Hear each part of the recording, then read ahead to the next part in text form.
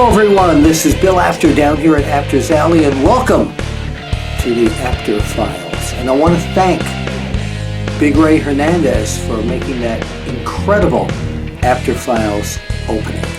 So, out of the file cabinet, right here, my producer chooses photos and different things that he says, you should use this on the show, Bill Apter. So, I'm going to open the file. There are three very interesting pictures I want to show you. But before I get to that, part of the Apter Files are things that are going on recently and things that people have sent me for my files. My old wrestling enemy, who I really like, in the United Kingdom, Greg Lambert, has written this incredibly thick book called Ropes and Glory, The Emotional Rise of British Wrestling, and it's an entire primer on British wrestling from way back when to way current right now. So it's a good read. It's a great book. You probably you can get it on Amazon. Again, it's called Ropes and Glory, and the Emotional Rise of British Wrestling. Does that sound like Dick Van Dyke when I do that? Everyone says when I do a British accent, it sounds like Dick Van Dyke in Mary Poppins or Chitty Chitty Bang Bang, but it's really a guy named Anthony Newley. He's a show business legend. When I got my British accent, that's who I learned. That's who I was imitating.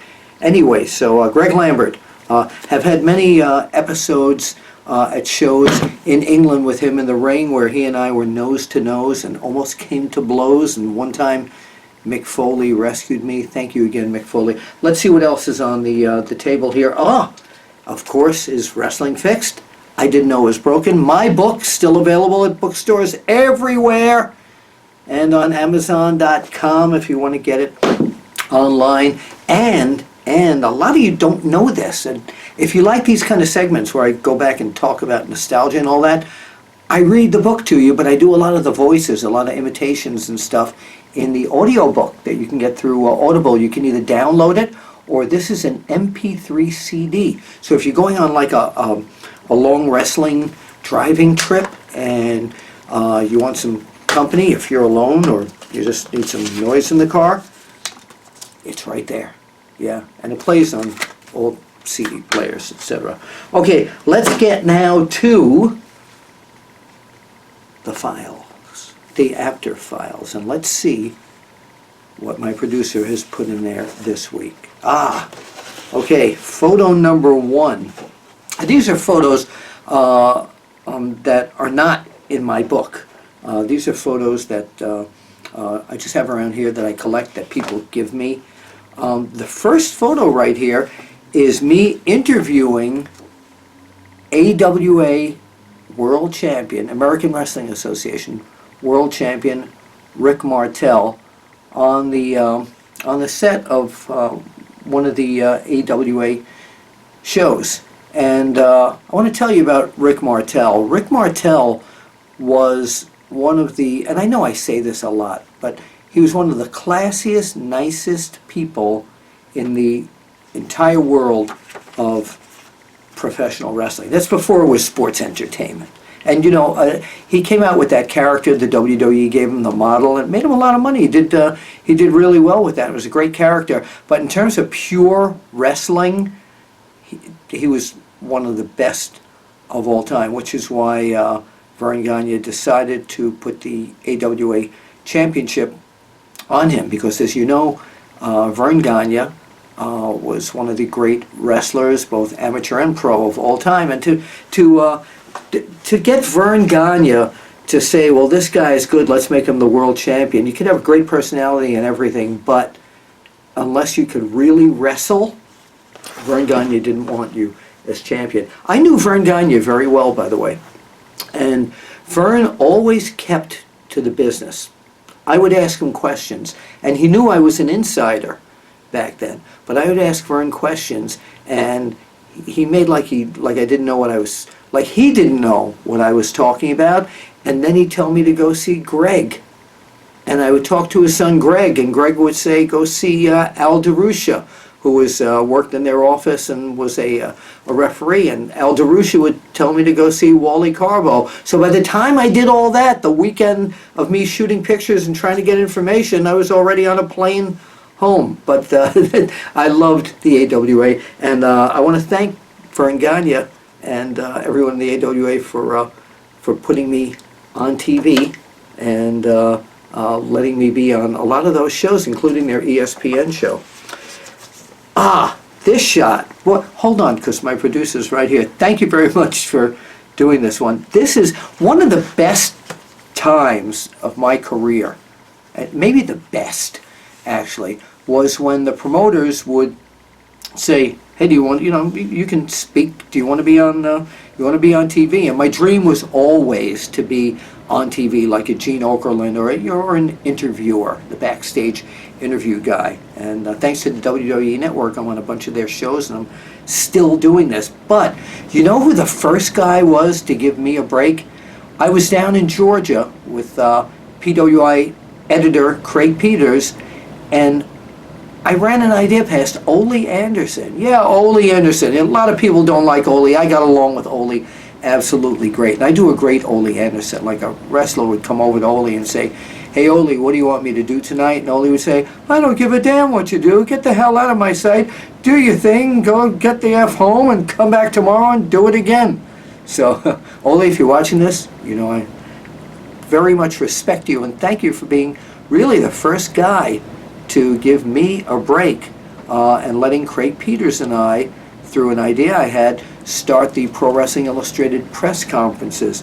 As time went on, we went from a simple desk with no background that looked pretty cheesy and all that to getting a Pro Wrestling Illustrated actual background made up. And here's a photo of Craig Peters and I interviewing Blackjack Mulligan. And if you look at the background there, you can see that PWI was getting absolutely great publicity. In the years to come, of course, Jim Crockett Promotions let us do these press conferences, and that evolved into the PWI scouting reports that are still on a lot of the old Jim Crockett Promotion shows. You can see them on the WWE Network. So, oh my God, this third one, I don't know if I can show you. We're gonna do 3 pictures every episode. 3 pictures every episode. Okay, over here, let me just get this down here in Apter's Alley.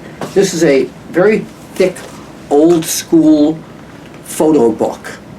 And in here are hundreds and hundreds and hundreds of pictures that will never, ever, ever be published.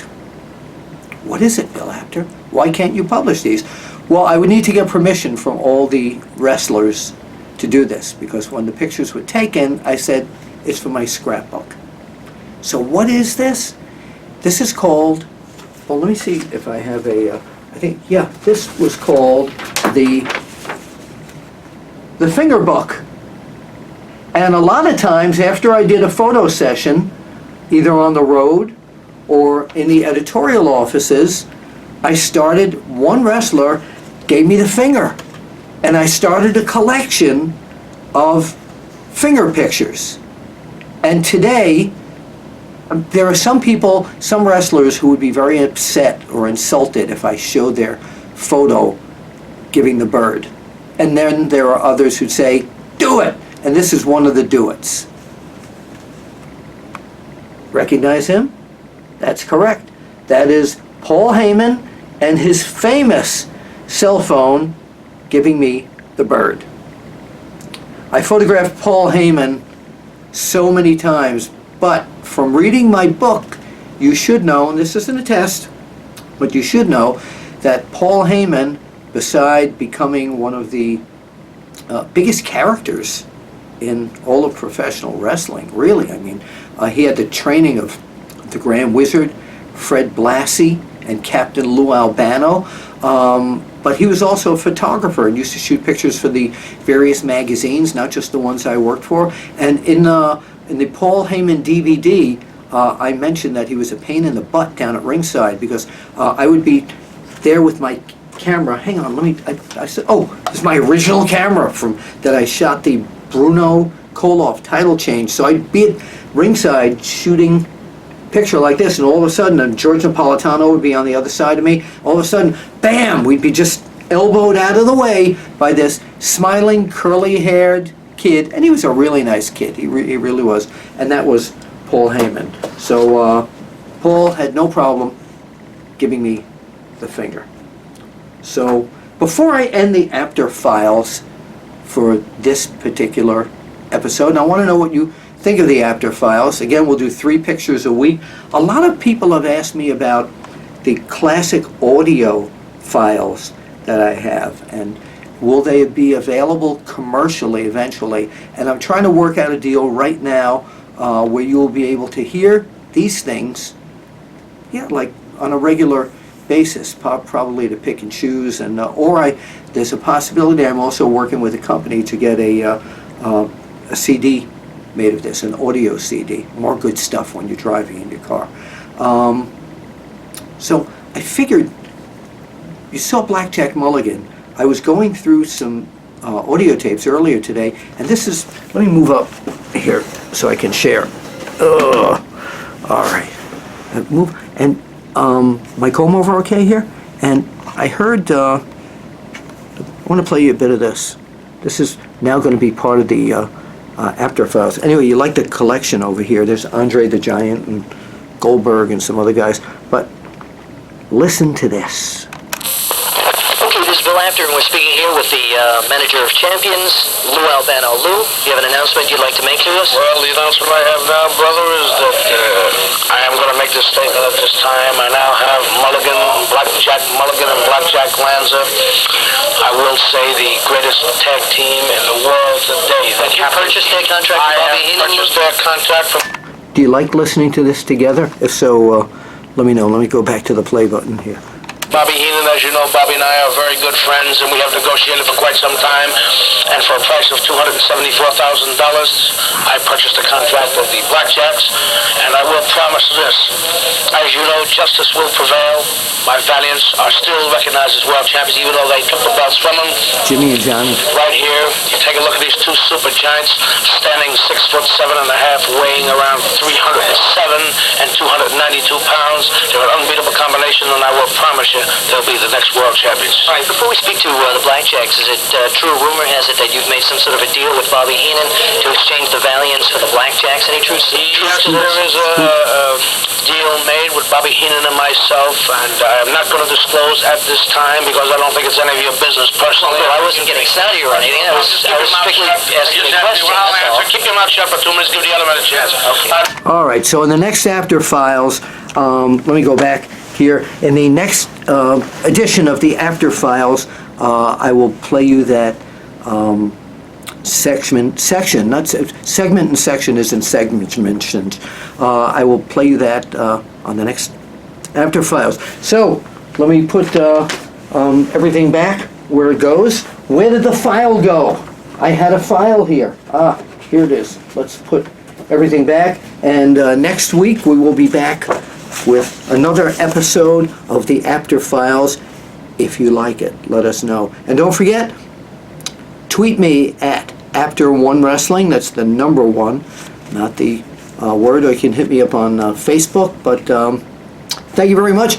Down here at Apter's Alley, and I know everybody likes that I usually do my regular sign-off, and I'm going to do that. Are you ready? Are you ready? I'll see you at the matches. The Apter Files.